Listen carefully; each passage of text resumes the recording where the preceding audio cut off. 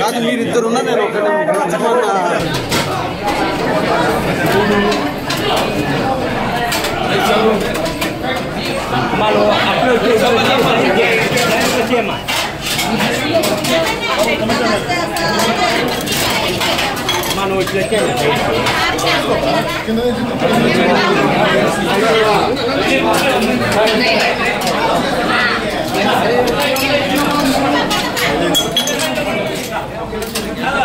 శ్రావణ శుక్రవారం మహిళలందరికీ ప్రత్యేకమైన రోజు. శ్రావణ శుక్రవారం అంటే నూతనం. అలాగే ఈరోజు నిన్న స్వాతంత్ర దినోత్సవం రోజు అక్కడ మా బసవతారక ఇండోమెరికన్ క్యాన్సర్ హాస్పిటల్ ఏదైతే అమ్మగారి పేరుతో ఉందో అండ్ రీసెర్చ్ ఇన్స్టిట్యూట్ హైదరాబాద్లో మేము అక్కడ జెండా ఎగురవేయడం జరిగింది. అందుకని నేను ఇక్కడ కావడం ఇవాళ నాన్నగారి పేరుతో నిన్న అమ్మగారి పేరుతో ఉన్న ఆసుపత్రిలో జెండా ఎగురవేయడం చేయడం ఇవాళ అనుకోకుండా ఇక్కడ అన్న క్యాంటీన్ అదే ఏదైతే అన్న అంటే ఎవరు ఇంకా మరి తారక రామారావు ఆయన ప్రారంభించడం జరిగింది.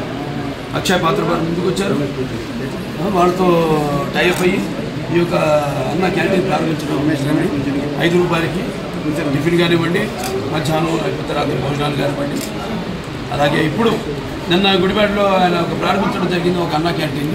ఇవాళ రాష్ట్రం మొత్తం 100 క్యాంటీన్లు 99 క్యాంటీన్లు ఇవాళ ఈరోజు అంటే 99 100 క్యాంటీన్లు. ఇంకా అంచెల వారీగా రాష్ట్రం అంతా కూడా ఈ యొక్క విస్తరించి ఈ యొక్క అన్న క్యాంటీన్ని ఎలాగైతే పూర్వం అలాగే ఈ అన్న క్యాంటీన్ని నడపడం జరుగుతుంది.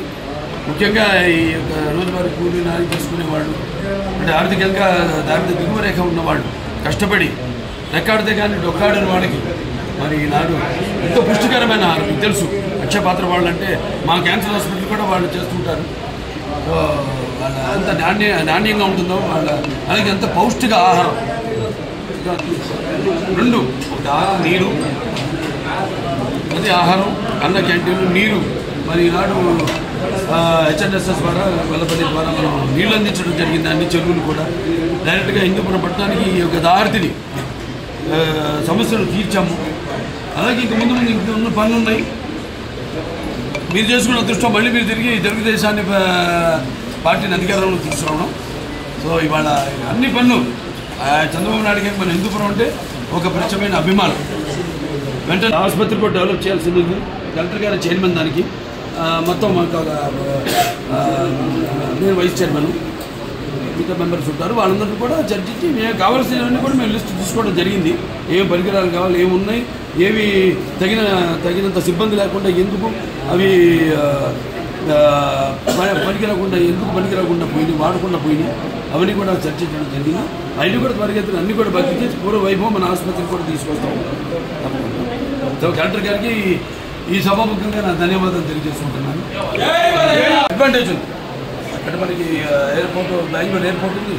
ఇంకా 2-3 రోడ్లు కూడా మేము అది కూడా నేను త్వరగతిని వాళ్ళని కలిసి కేంద్ర ప్రభుత్వాన్ని కూడా సోమందేపల్లి నుంచి యలాంకాకి రోడ్ అయితేనేమి అవన్నీ అయితే ఇంకా దగ్గరికి మనకి డిస్టెన్స్ అవుతుంది.